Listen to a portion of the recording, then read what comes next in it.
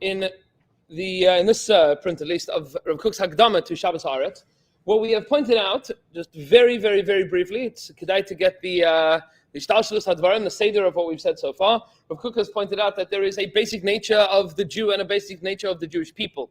And that basic nature of the Jew and the Jewish people is to be v'atem adveikim Hashem lakechem chayim kulchem hayom, to be constantly connected with the Ribbon Shalom. That constant connection with the Ribbon Shalom is difficult to achieve in the day-to-day lives of the individual, and to that end we have Shabbos Kodesh. Shabbos Kodesh is an opportunity for the individual to return to a state of connectedness with the Borei Olam. Much like Shabbos provides that opportunity for the individual, Shemitah provides that for the nation. The nation which, through year after year after year of competitive, argumentative, combative engagement within the marketplace, loses the adinut, the sensitivity of what it means to be a Ben Adam, what it means to be a Yid, what it means to be Dveikim B'Hashem Elokechem on a national level, where it becomes a dog-eat-dog world, and you have to wait until you retire until you can be nice to people again. It's because the marketplace makes me angry, and that's what it's supposed to be. It's supposed to be that the market will not make you angry, Khalilah, but makes me competitive. It makes me, I want to win. That's the point. That's the point of doing business. You want to win. You want to win the contract. Shemitah comes along and says, pause. Pause, everything belongs to the Ribbon Shalom. And we pointed out last week that this is true and evident within the dinim of Shemitah, that the perus of Eretz Yisrael are, the pasuk says, le'ochla. It has to be for you and for the Chayes HaSadeh, le'ochla, to eat it. And there were 3 drushes that we went through. Le'ochla, that you have to eat it, you're not allowed to sell it. We appreciate the perus of Eretz Yisrael, the perus of what the Ribbon Shalom gave us, the yield of the land as something that the Ribbon Shalom has gifted to us, for us to be able to enjoy and to share le'ochla, but not to compete about it, not schara. And we pointed out le'ochla, to eat it and not to throw it away. It's not to be wasted.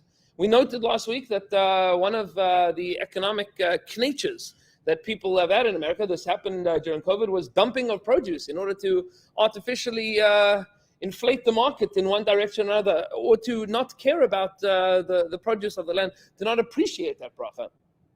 It's not allowed to, you're not allowed to waste it. You're not allowed to throw it out. Peres haaretz are a bracha from the Ribbon Shalom. And we pointed out as well, and this is a chiddush that Rav Kook has to a certain extent, although it's not his own chiddush, but he spells it out very, very succinctly and very beautifully. Is lachem yeh and not for medicine. It's not supposed to be for medicine, which means that you can take the peres haaretz and use it for eating, but not for refuah, which is a strange din. Rav Kook notes that if Shemitah is done correctly, then the klal has returned to a state that we are supposed to be living in the context of being dovek HaKadosh Baruch Hu, connected, cleaving to, continuously relating to the Ribbon Shalom. If that's true about the individual, and it's true about the klal, and it's true about the nation, and it's true about the society as a whole, then people are healthy. Then the world returns to being dovek to that source of chayim, to the shorish HaChaim, and then people are healthy. The world is good, the world is healthy. People are okay. Nobody needs Rahman al-Islam to have treatments and surgeries and medication. None of that becomes necessary because the world is healthy. What we pointed out at the end of our shir last week is that Shemitah is not a once-off. There is a tahalich of Shemitah. There is a process by which Shemitah transforms not just the society, but Shemitah transforms the nation on a multi-generational level, that Shemitah after Shemitah after Shemitah after Shemitah builds upon society until it reaches a sense and a sentiment which the Torah refers to as Yovel. The last 3 lines, before Eisdalid, we'll just point out the middle of the line, V'loi rak es klalusa. B'dar ha'hoive ha'yechidi, what Shemitah does is ultimately not just about one generation individually. Ki imes ha'doris shala. Shemitah and ultimately Yovel transforms Jewish generations, not a snapshot of society. It's not lahavdil, elef halfei avdalah. This is not a stimulus package, right? It's not saying we're going to put a band-aid on the midos of the Jewish people in this generation. We need a Band-Aid for it because people are like a little too rough because the economy has made people not feel like they're caring about each other enough.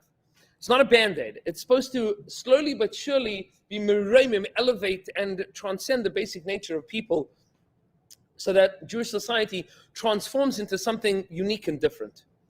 She says, Yovel, the 50th year, Tkufa Haras Olam, it is the time period of the rebirth of the world, that is drawn from that great value of freedom that comes from the Ribono Shel Olam, and it is that freedom that we're going to explore a little bit in Ois Daled. Because the dinim of Yovel are different to the dinim of Shemitah. The dinim of Yovel, as you know, are the same as the dinim of Shemitah with regards to what you do with the Avodas HaKarka, right? You're not allowed to work the land. The same dinim of La'ichla, when you eat the produce of the land, it's for eating, and it's not wasting, and it's not refuah. All of those dinim apply as well. But there are additional, you're not allowed to press somebody for a loan. All of that, they still exist. But there's additional dinim. What are the two major additional dinim that exist in Yovel? The land returns to its original ancestral ownership, and the avadim, the slaves, return to a state of freedom. Right? Slaves return to a state of freedom. What? This is important to note, la halacha. Jewish slaves, correct. The day that Yovel is chal, the halacha, when do these dinim of Yovel come into play? On Yom Kippur when they blow the shofar. On Yom Kippur when they blow the shofar. So that's how the Minchas Chinuch quotes on the Rambam,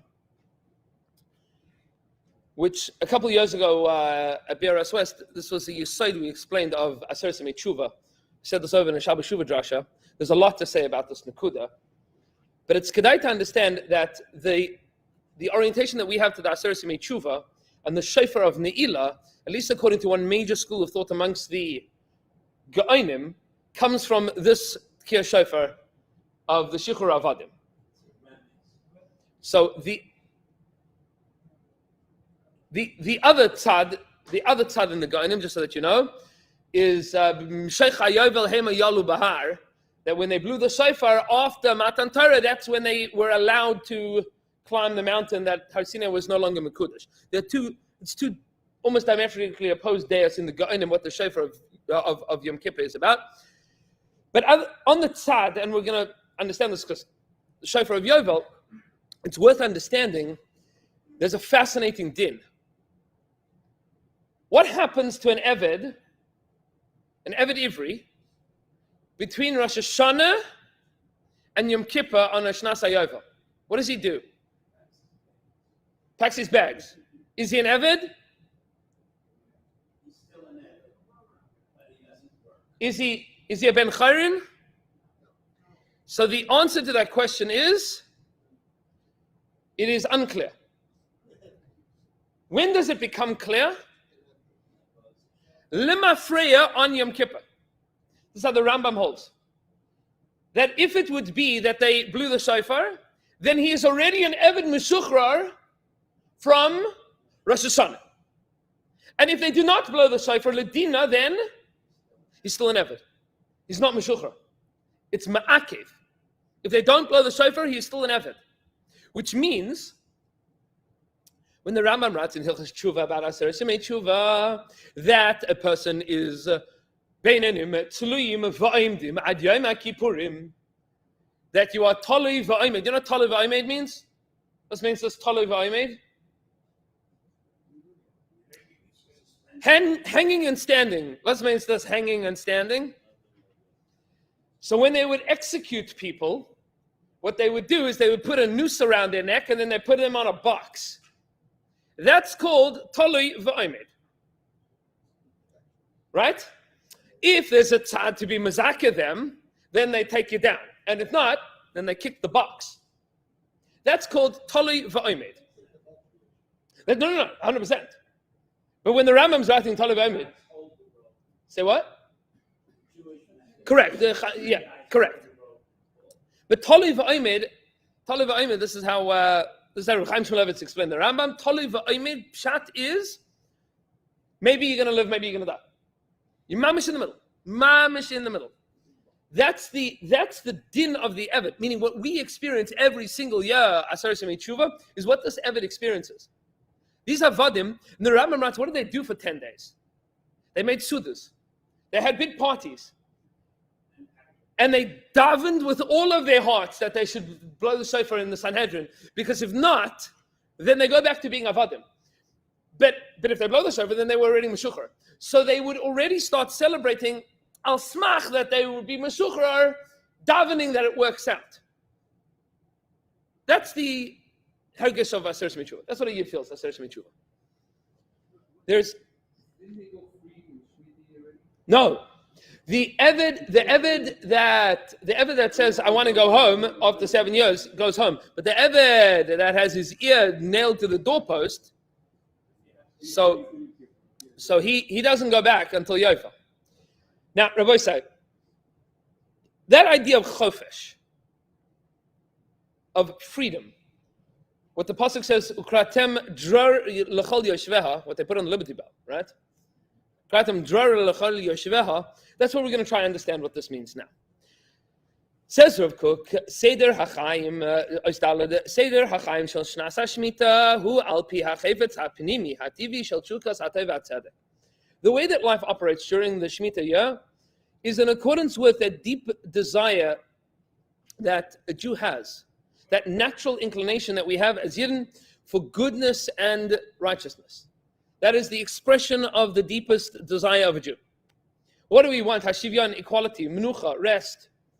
Sha'akara ha'elokis u'tshukasa matbi'a bekerev ha'umah. That thing, that understanding of the Ribono Shel Olam, that deep desire, matbi'a bekerev ha'umah asher ein ze la tchuna chikuyis, that is imprinted within us, that is made part of our nature. Ein ze la tchuna chikuyis. What's a chikui? An imitation, a forgery. It's not something that is pretense. What's Menucha, rest. What do you mean Rest from avodas hakarka. That's not a nature inclination. So that's what he explains before. That's what we have by Shabbos. Menuchas ava, nudava, menuchas emes ve'emuna. Menucha is that which gives the Jew the opportunity to connect to the Ribono Shel Olam. So, meaning the cessation of work gives the Jew an opportunity to express our nature. That's what Rav Kook explained in Ois Gimel.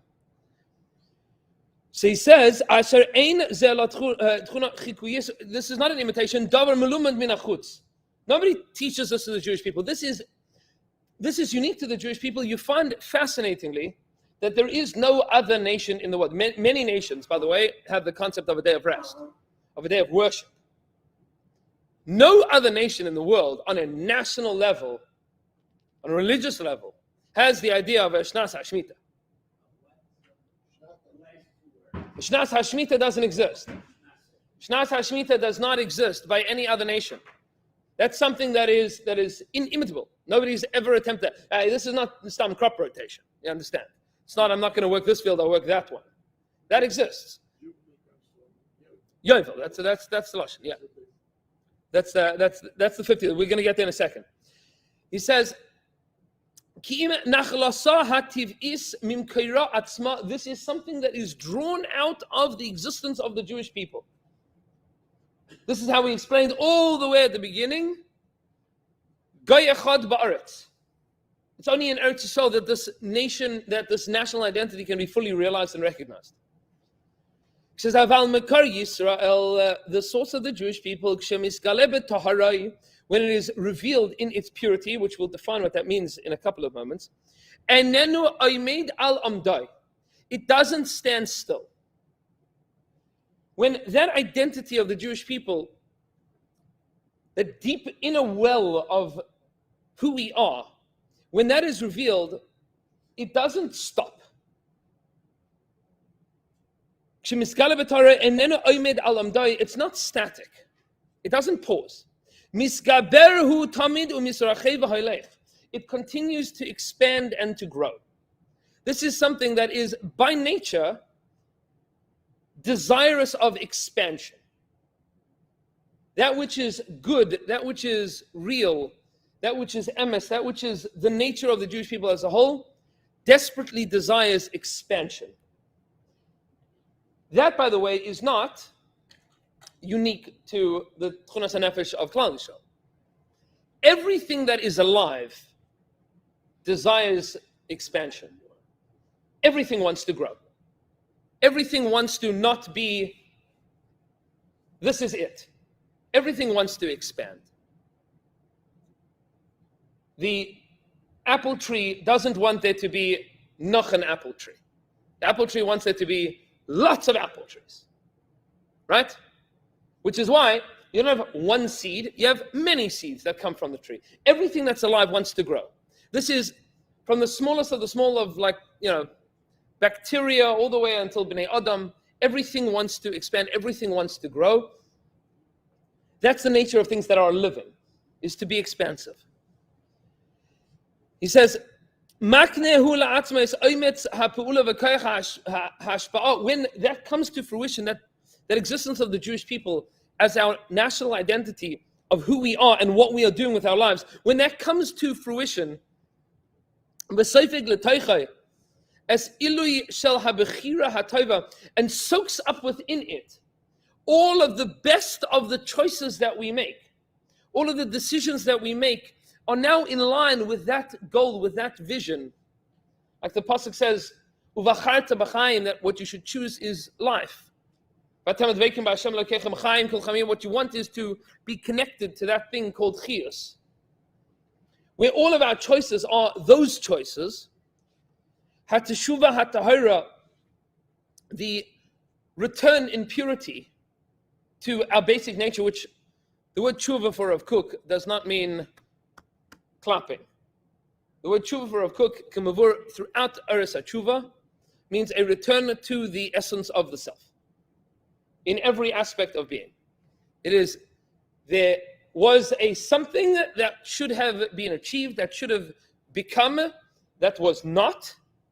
There was something that was missed, there was something that was lost. Tshuva is the return to that. Or the return to the desire to achieve that at the beginnings of it. That's the beginning. The world is still attempting to do tshuva for that. Make our way back to Gan Eden. He says, Miskaberis besigbaris ha'elukius shel ha'chaim kafi mekar Yisrael. It grows and expands with that great overwhelming strength of godliness that is the source of all life of the Jewish people. It's an inspired growth. Ki'ilu, when you look at a rainforest and you see that expanse, that each individual tree and organism within the rainforest is engaged in that process of growing, of expanding this thing, and everything is working on a macro level and on a micro level towards the greater growth and expanse of this single entity. He says that's what happens to Klal Yisrael when we start operating appropriately. It becomes something that builds on itself, like the snowball effect. That goodness of the Shabbos turns into the goodness of the Shemitah, turns into the goodness of the Yovel, becomes transformative for the nation over a multi-generational existence, slowly but surely making the Jewish people into something that we weren't at the beginning of the process. This is a tahalich. It's a process. It's something that takes time, and not just time, but cycles of time. Like over and over and over again, getting greater and stronger and higher, the Jewish people begins to become something more. Now, we've spoken about, very briefly, before that idea of Shemisgaleh b'taharai, that tahar, that purity, that tahara of the Jewish people. That thing that is, in English they translate the word tahara as purity. Sorry, Kafi art scroll, right? It's a ritual purity, right? What means this ritual purity? It's not washing your hands. Well, washing your hands is also a purity. That's No, I mean, it's not yeah. taking away dirt. It's a spiritual thing. So the Rishonim already, if you take a look at the Sefer HaChinuch, the Sefer HaChinuch writes that Tumah and Tahara is very, very, very subtle and can be appreciated by very sensitive people on an emotional level. This is not a Hasidic Torah. The Sefer HaChinuch says it's very hard to describe, it's very hard to understand. It says, but it's bitchunas nafshios. You can feel this in psychological, experiential ways. When somebody is engaged in, is experiencing a world of Tumah versus a world of Tahara. Now, Tahara, bichlal, is something that we don't engage with a lot today. We don't experience it to a very significant extent. Because we can't attain it. You, So we can or we cannot. you ever gone on a Friday night in Yerushalayim when everything gets quiet? You don't Yes. feel there's a certain So- kedusha that There's Kedusha and there's Tahara.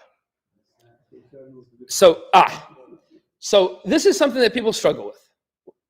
What's the difference between Kedusha and Tahara? No? So it's kedai to point out that these are two separate Siddharim in Shas. Yes? One is called Kachim and one is called Taharas. It's a lack of Tumah. What's Kedusha? No, it's more than that. It's an active removal of. So we should point out here, Chavra, we'll just talk some Pashat Klalim here. That's very kedai to understand. You probably heard somebody said it in the last 2 weeks, that the Jewish people were on Memte Shari Tumah, yes? What means this Memte Shari Tumah? The depths of degradation. Are there Memte Shari Tahara? No.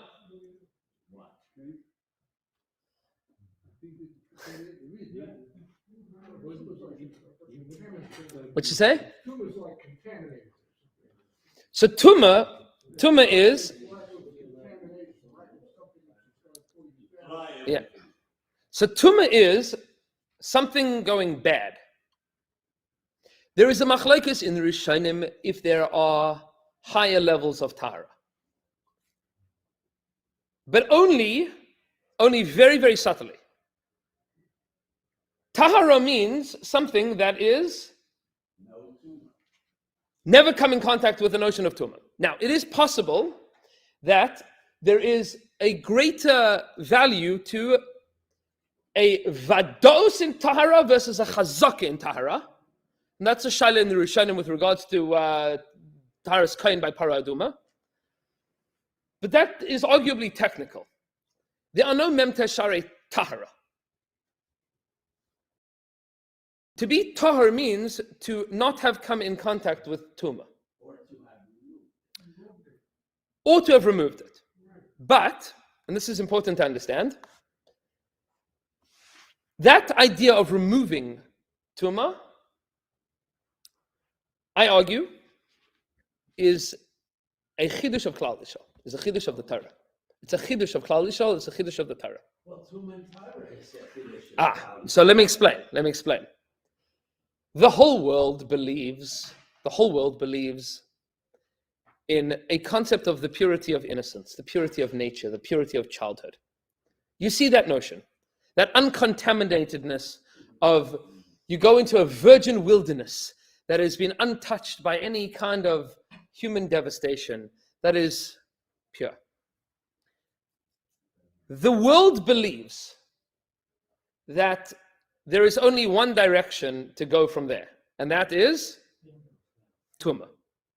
The more that you engage with that which is human, the more that you engage with that passage of time, the more that you become tummy. until ultimately the greatest tumah, which the whole world is made to, is the tumah of Misa. Everybody agrees that that which is dead is the opposite of that which is tahara. This is something that is almost built in to our psychological, cultural, sociological ways of thinking. People think about this all the time. The notion of the capacity of a person that is tameh to become a tahar once again is the yesod of tshuva. That you can be contaminated, you can be messed up, and then you can be fixed. That's a chiddush already. That's a chiddush. By the way, this is not for now. This is the yesod of Hanukkah. V'timu kol hashmanim. They went and they said, we're going to wreck everything, and you're done for. You mess up everything, which is why the Chanukah HaMizbech is the process of the rededication, but it's the remaking tahar of the Mikdash. The process of tshuva is that process of tahara.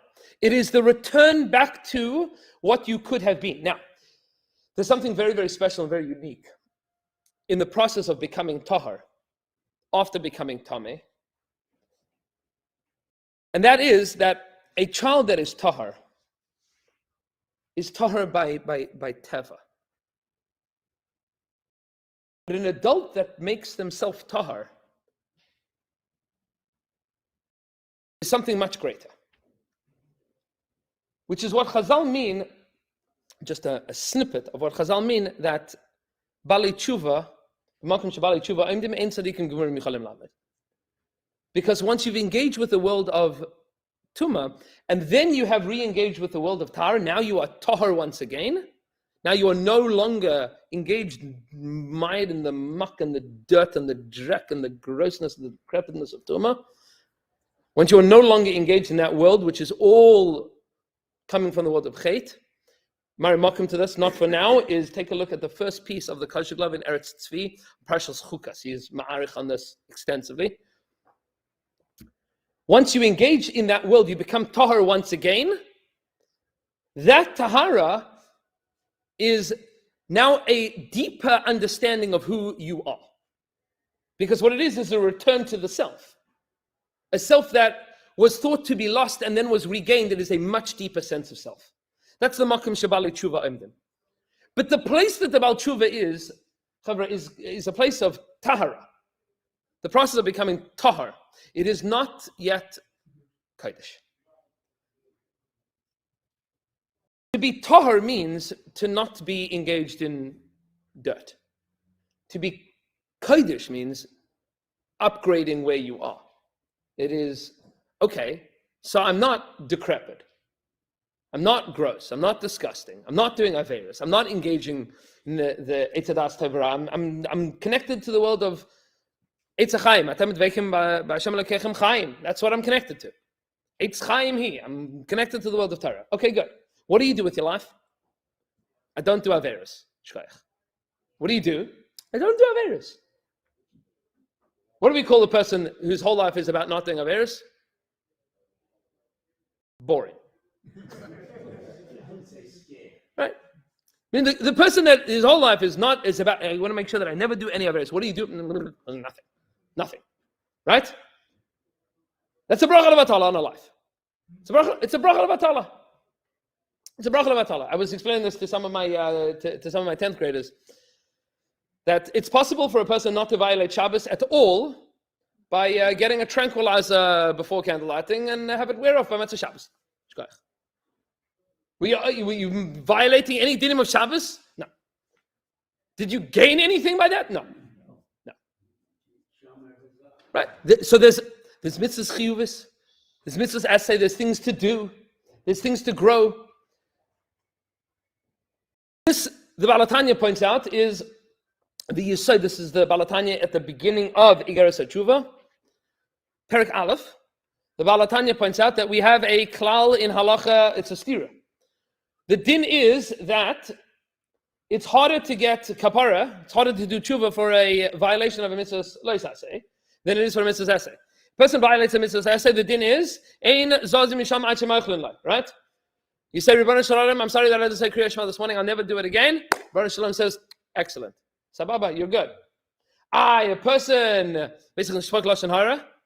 Rachmana litzlan, person, spoke Lashon Hara in the middle of Chazaras Hashatz about the Chazan, right?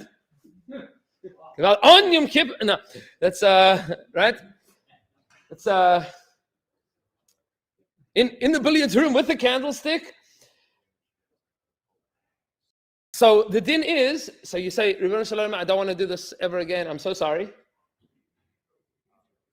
I'm mischarit on everything that I've done. I want to do tshuva. So the tshuva is Taila and Yom Kippur is mechaper. You have to wait. It's harder to get tshuva for a leis haseh. So then why do we have the big sugyas in Yavamis, but it shows up a number of places in Jas that aseh deichel leis haseh, that if you have a mitzvah's essay and a mitzvah's leis haseh, that the mitzvah's essay, and the lumd is not for now, but the mitzvah's essay takes precedence. This is the din of Yibum and this is the din of Shatnez.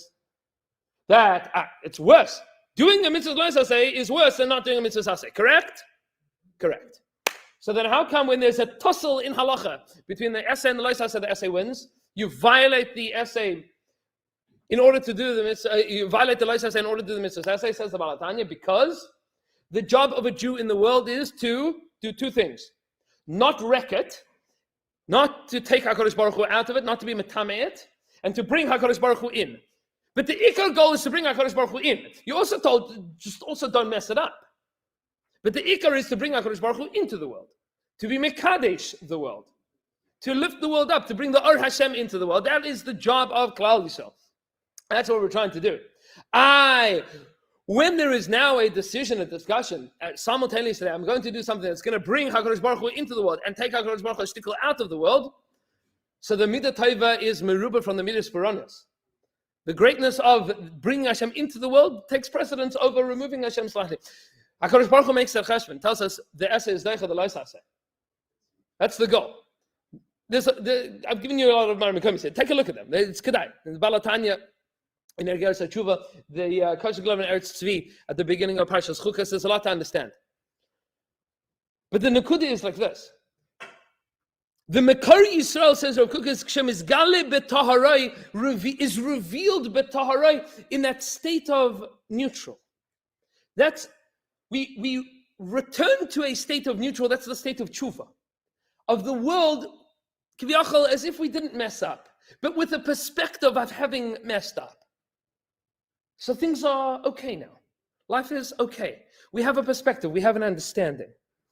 He says what that does is we acquire through that, through the choices that we've made, hatshuva hatahira, that return to a state of purity or to a state of neutral, that is now overwhelming. There is a deep desire of people to get back to the simplicity of an uncomplicated, uncontaminated life.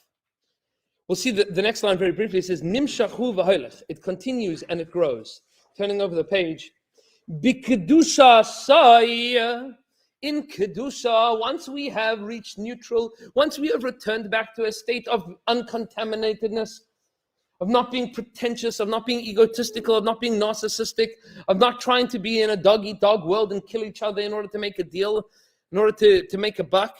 Once we've returned back to those midos tovas that we know we want to have, so then the Kedusha begins to reveal itself naturally, organically.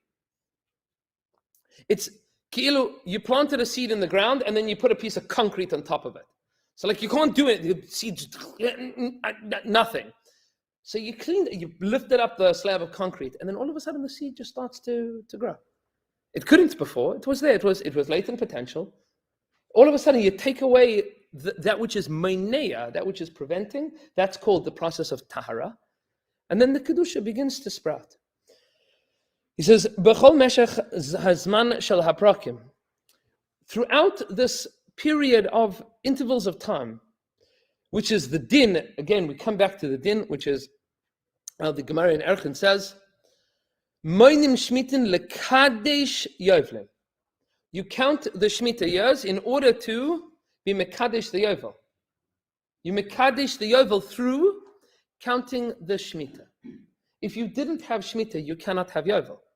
Yovel is the culmination of a process. You get there eventually. You can't start at Yovel. It doesn't start at Yovel. That's impossible. You have to get there. It takes time. So we count the Shemitah in order to get to the Yovel. Ke'ein zeh, on an annual level, is Sfira Sa'omer. We count the Sfira in order to get to Har Sinai, the Yom HaChamishim, that 50th level. Of course. Of course. So there are two processes that go on simultaneously. The one is the Tahara of the Memta Shari Tuma, and the other is the Kedusha of Chamishim Shari Bina, Chamishim Shari Kedusha. Kedusha has madrigas into infinity, which is what Chamishim represents. That's Maral, not for now. But that's something that we can continue to achieve. And we'll end with this. He says, Lahachshir elav esachaim, in order to make life what it needs to be, says the pasuk v'safarta lecha sheva shabtais shanim sheva pamim, 7 v'hayu lecha yemei sheva shabtais hashanim teisha v'arba'im shana, and then it gets to the 49th year. That is the culmination of the process before we can enter into the Shnas HaYovel, and Be'ez Hashem, we should be zeicher to this, and we'll continue our limud after Ben Azmanim. Have a wonderful day.